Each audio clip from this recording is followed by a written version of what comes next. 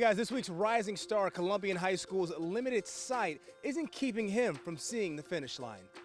Junior Marcelino Gallardo knows the halls of Tiffin Columbian like the back of his hand. He has to. He's memorized where to go due to his limited ability to see, but that hasn't slowed him down in the classroom. I have honors chem first period, digital art photography second period, third period AP Lang Comp, fourth period Spanish, fifth period is a lunch, and then a study hall period, sixth period college prep, algebra 2. Seventh period AP Government and Politics.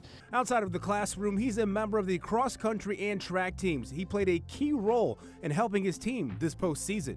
In a cross-country league meet, it's the top 5 finishers that score. Well, at the end of those 5 finishers, we were tied with another school in the league, so it went to the 6th place runners to see who would break the tie. Lino was our 6th place runner, and he finished ahead of the 6th place runner from the other school, so that crowned us league champion. First and foremost, just the love for my team, my coach. You know, I want to do everything I can to make sure that they, that we win. This is not an individual sport. This is a we thing. And if I stayed down on the ground for too long, if I just kept, falling and not getting back up, I could put the team at risk. Lino, as he is affectionately called, hopes his story of determination and following his dreams will inspire others. Never just say you can't do anything. For a while I was told that I wasn't going to be able to run track or wasn't been able to run cross country. You are not limited by anything that is put onto you. You are your biggest limitation, and if you can get rid of the bad mindset that could be clouding you, you will have no limits, and you can go anywhere you want to. This week's rising star plans to attend college and become a sports broadcaster.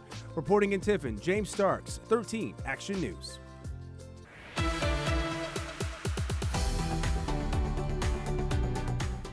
Hey guys, it's James here on the campus of Owens Community College, and of course, our words are a powerful thing. It's not just what we say, it's how we say them. Just ask Shelby Faulkner.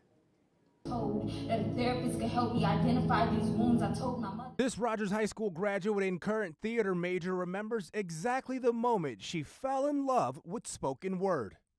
2015 on September 4th. Oh. And basically it started off just a talent show at Bowling Green State University. Yeah. A classmate of mine, she was like, you should do the talent show. So I was like, okay. I didn't know what I was gonna do. I always tell people, I describe it as like the feeling of God like inside of me. Shelby says performing on stage helps her feel renewed with a stronger sense of self. The strength to get out of any situation. Like I feel stronger, I feel more confident. Shelby's talent is taking her to the Motor City for a chance to compete for title of Spoken Word Artist of the Year. Competing for $3,000 and also just being there and like knowing that you're one of the best poets to get chosen to be there. This rising star plans to graduate in 2025. James Starks, 13 Action News.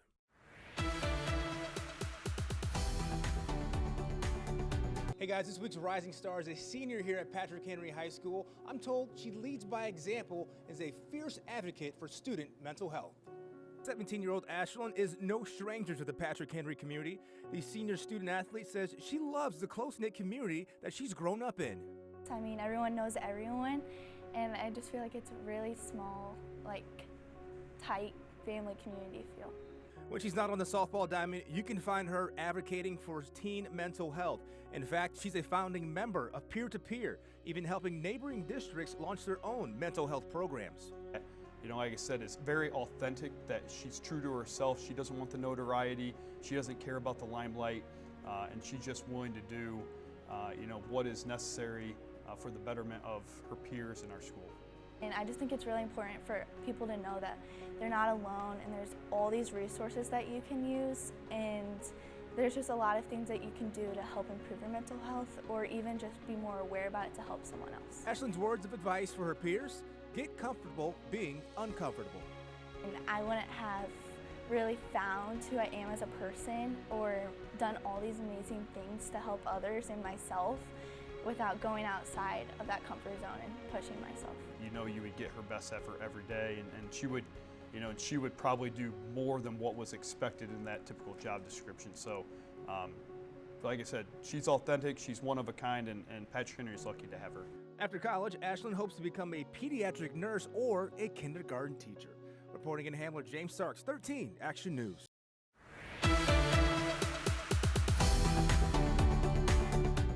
Hey guys, this week's rising star is a 14-year-old here at Navarre Elementary School. He also has a 4.0 and is keen on giving back to those less fortunate.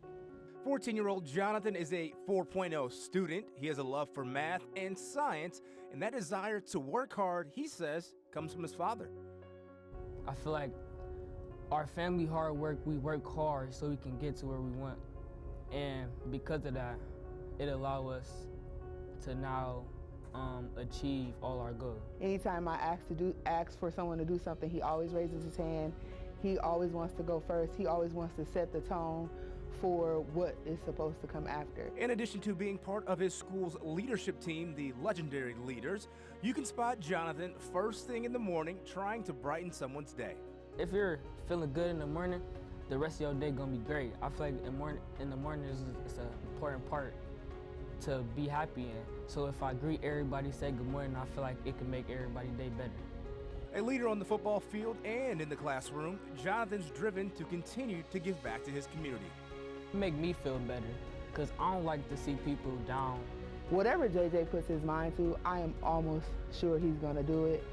I just wish I could follow him so I could watch him do it, but from afar, I'm gonna be so proud of whatever JJ decides to do in the future. In the future, Jonathan wants to get into graphic design and create anime. Reporting in Toledo, James Starks, 13 Action News.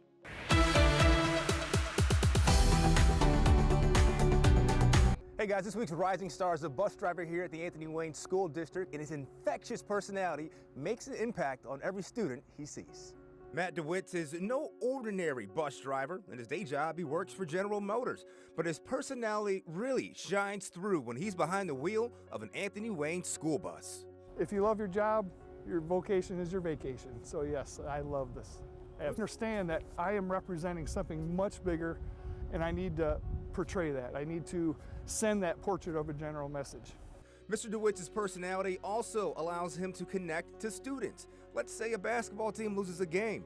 He's right there cheering them on from the stands and, of course, the bus. We'd be waiting for the bus and we'd have kids peeking around outside waiting to see, hey, do we have Matt today? You know, hoping just because they knew if we have Mr. DeWitz, the bus ride was going to be, you know, as they would call it, lit. You cheer them on. Let's go Generals. Get a chant, get the crowd going. All of a sudden, they forgot about that. They're there and they realize this is, hey, that's not a big deal. Let's go play. We know what to do. So it's a lot of fun to see the reaction. At the end of the day, Mr. DeWitz is making lasting memories. One little thing I can do, I can make my own bow ties and wear a goofy bow tie and make a memory. That's what it's all about. You know, everybody has a story from their childhood, from going to school, and in 10 years they go to a high school reunion. They're like, you guys remember that goofy bus driver we had that wore a bow tie? There we go. We made a memory and it went from there. Reporting in White House, James Starks, 13 Action News.